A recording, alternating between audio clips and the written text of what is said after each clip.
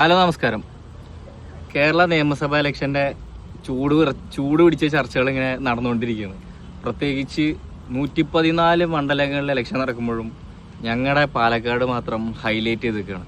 ഒരേ ഒരു പേര്, കാരണം പിഷാരടി.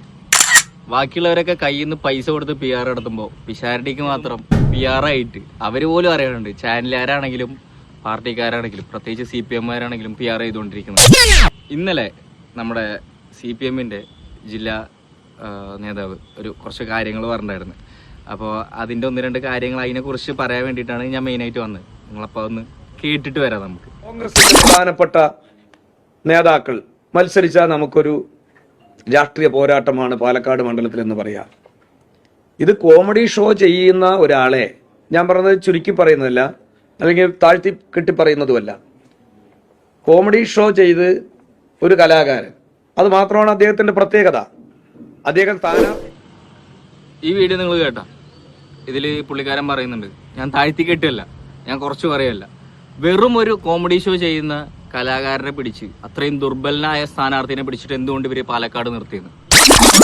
അങ്ങനെ നിങ്ങൾ പറഞ്ഞ പോലെ വെറും ഒരു ഹാസ്യനടൻ മാത്രമാണോ രമേശ് പിഷാരടി? 10 വർഷമായിട്ട് കേരളത്തിലോ കേന്ദ്രത്തിലോ ഭരണമില്ലാത്തൊരു പാർട്ടിയാണ് കോൺഗ്രസ്.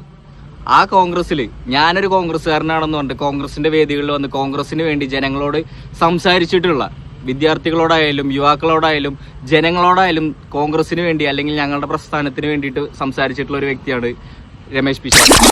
കമ്മ്യൂണിസ്റ്റുകാർ വാദം വരാതെ പറഞ്ഞുകൊണ്ടിരിക്കുന്ന, നിങ്ങൾ കണക്ക് കൂട്ടി കണക്കുകൾ നിരത്തി, ഇപ്പോൾ റിപ്പോർട്ടർ ചാനലായാലും അരുൺകുമാറൊക്കെ കണക്ക് നിരത്തി പറയുന്ന 6000 വോട്ട് മാത്രം ഭൂരിപക്ഷം കോൺഗ്രസിനുള്ള, CPM-നേക്കാട്ടിലും 6000 വോട്ട് മാത്രം ഭൂരിപക്ഷമുള്ള പാലക്കാട് മണ്ഡലത്തിൽ NMR റസാക്കിനെക്കാട്ടിലും എന്ത് ദുർബലതയാണ് നിങ്ങൾ പിഷാരടിയിൽ കണ്ടത്? എന്തുകൊണ്ടും CPM ആണ് നിരത്തിയ ഇപ്പോൾ ഉള്ള, അതായത് നിങ്ങളുടെ കൂട്ടത്തിൽ കലാകാരന്മാരുണ്ടോ എനിക്കറിയില്ല. കാരണം കഴിഞ്ഞ വർഷം ഇന്നസെന്റ്, അതേപോലെ മുകേഷ്, ഗണേഷ് കുമാർ, ഇവരൊക്കെ നല്ല സ്ഥാനാർത്ഥികളാണല്ലോ അല്ലേ?